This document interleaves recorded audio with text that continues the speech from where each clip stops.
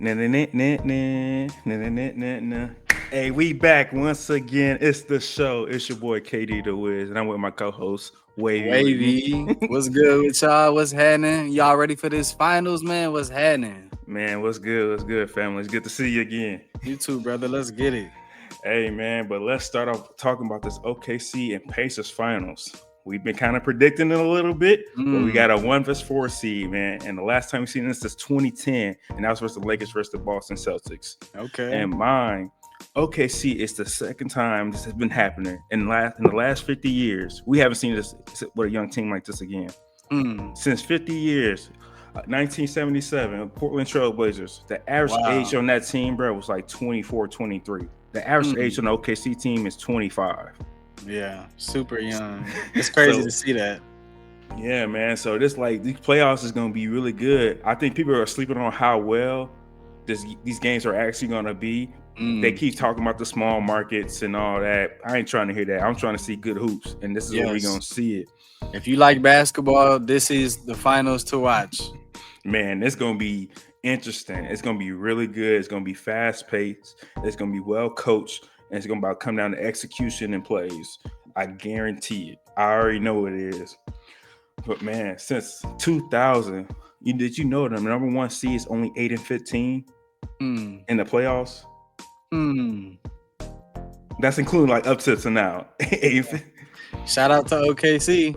Yeah, but hey, all the eights have all won the finals. Yeah. So if they made it that far, bro, they basically won the whole thing. Yeah. So I don't know if that's a good thing for Indy or that's or that's a bad thing for OKC. Yeah. Hey, but either way, man, like before we really get deep into these topics, let's talk about what happened today, bro. Did you see the news? What news? Bro, they fired Tibbs for the New York Knicks. Nah, that's kind of brutal, man. Tibbs did his thing for a couple of years, not just this year. He built that team up. I don't like that. Ain't no good. And I don't think it's a justified fire, but you can kind of see the writing on the wall. I think this was going to happen regardless how the season may have ended for them this year. Why so? Because they weren't doing too well against high-end teams or better-end teams. I believe they were like something like 2-18, something close around that range. Playing against like the top-end teams in the East or the top-end teams, period, in the East and West. But then nobody planned for them. But that's not fair, man. But that's not fair because they had just got Cat. This is Cat first year. Nobody want to talk about Jalen Brunson coming off that hand surgery in the offseason. Like, come on now. It's a lot. And for them to make it this far through that, controversy at the beginning of the season, like, come on now, man. That's not right.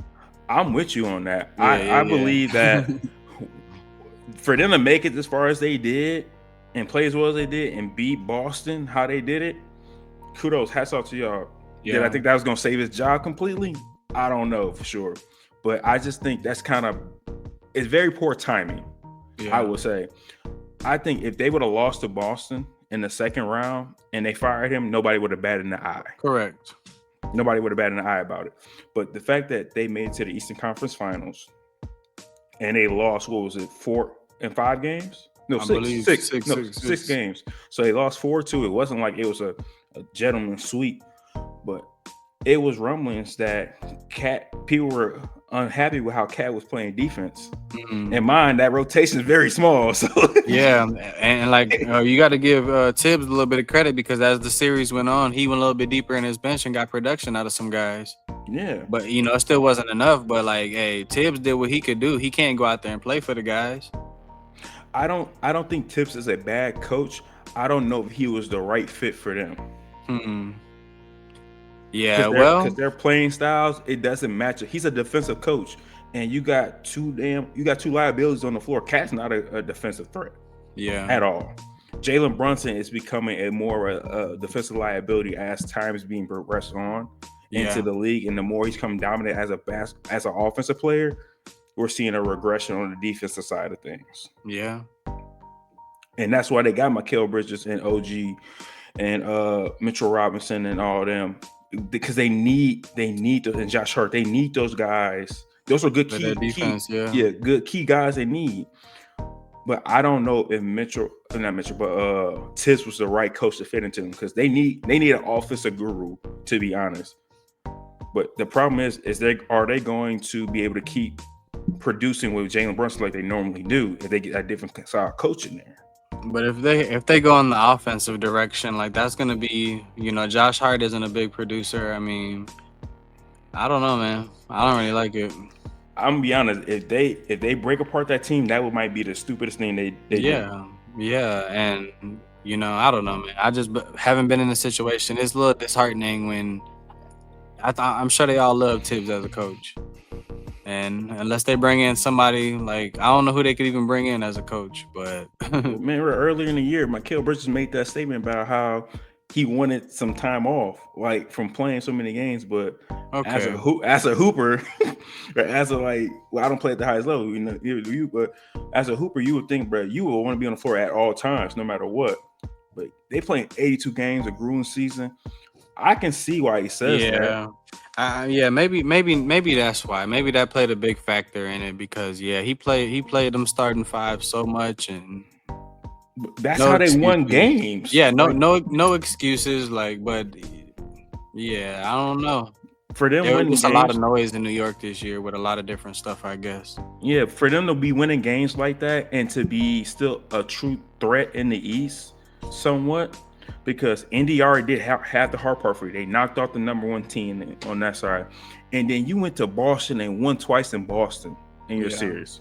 You did all the hard work. You just had to close it out, which they did. And then you had the opportunity of a lifetime in game one to change the whole demographic of this whole series. And they choked that off completely. Yep. Whoa, pause. Yeah, pause. My fault. But yeah, they ruined that for themselves going forward. But there's a lot of good coaches out there on the market now, but it's about having the right fit. They definitely need like a veteran style coach. I don't think they could take a chance on a new guy coming in for them to be able to coach. Like I think Sam Cassell would be a great coach for sure. But who's he with now? He's on the staff of Boston. Okay. I believe. And I think he would be a great head coach, but I don't think that's a good first starting spot for him. You know who they should hire? Oh, Darvin Ham. Boy, stop. So he can put his hands in his pockets and be like... and a Kings and Queen meme that hands in the pocket. But no, but there's a lot of great coaches out there from Mike Malone, Mike Brown, Jenkins, Buzenholzer. Oh yeah. But it's a lot of good coaches. Monty out there still, but it's about getting the right person in. No, I would like Malone over there. That might be a good fit because he ran that Denver offense, high power. Yeah, I think he's from the New York area too. Interesting. Yeah. So breaking here on the show. But I don't know, man. It just depends because I think if they get Mike Malone in there, I think that ball's gonna be out of Jalen Brunson's hand a lot, like immediately. And I think that's gonna change a lot of things for them in New York. It'll be good. It'll be good to get the eyes off him. Yeah, for sure. I think they're gonna have to break that team up somehow, some way. They're gonna have to do something. They're gonna have to, they got to get a couple new pieces, right? So yeah, I think this whole off season right now, we seeing a lot of shakeup at like the trade line deadline. I think this off season coming up, I think we finna see something shake for real, and it's going to make the NBA look a little bit different. Yeah, but